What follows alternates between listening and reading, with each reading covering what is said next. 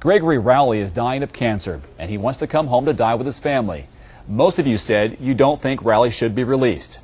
Tonight, the victim's family is sounding off. KXLY4's Tori Brunetti is live with what the victim's family thinks about the possibility that Rowley might get out of prison early. Tori? Well, it was not easy for the family to speak out about this. It brought out a lot of painful memories about the tragic way David Ritchey did die. But his mom, his 3 kids, and his mother all thought it was worth the tears to speak out about a policy that they call unjust.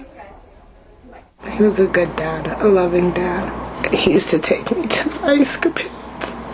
Stephanie Ritchey was only 5 when her father was murdered, but for her and her family, wounds 20 years old are still as raw as the day they were formed. I'm alone, and I don't get to grow old with my husband. David Ritchey's family describes him as a loving man, hardworking and funny.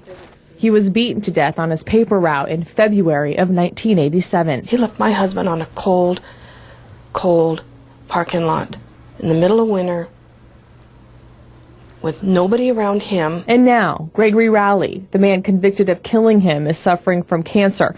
And because of a Department of Corrections policy, he may be able to go home and spend his final days with his family. He was judged by a jury of his peers.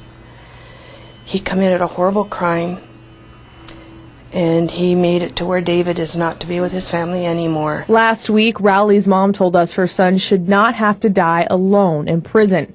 That triggered a flood of emotions from Ritchey's family. Mr. Rowley did not think one bit about this man that he was killing. He did not think about the family. None of them think Rowley should be allowed to get out of prison, but they do have compassion for Rowley's family.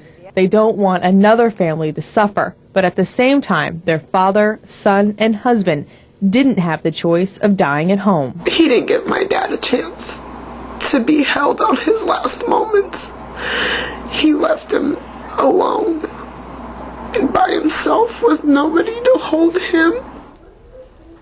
As of now, Rowley will remain in prison. The Department of Corrections says he doesn't meet the criteria, but his case will continually be under review. The extraordinary medical placement policy has been in effect since 2001, and since then, 45 criminals have been placed out of prison because of a severe medical condition. Live in the newsroom, Tori Brunetti, KXLY4 HD News.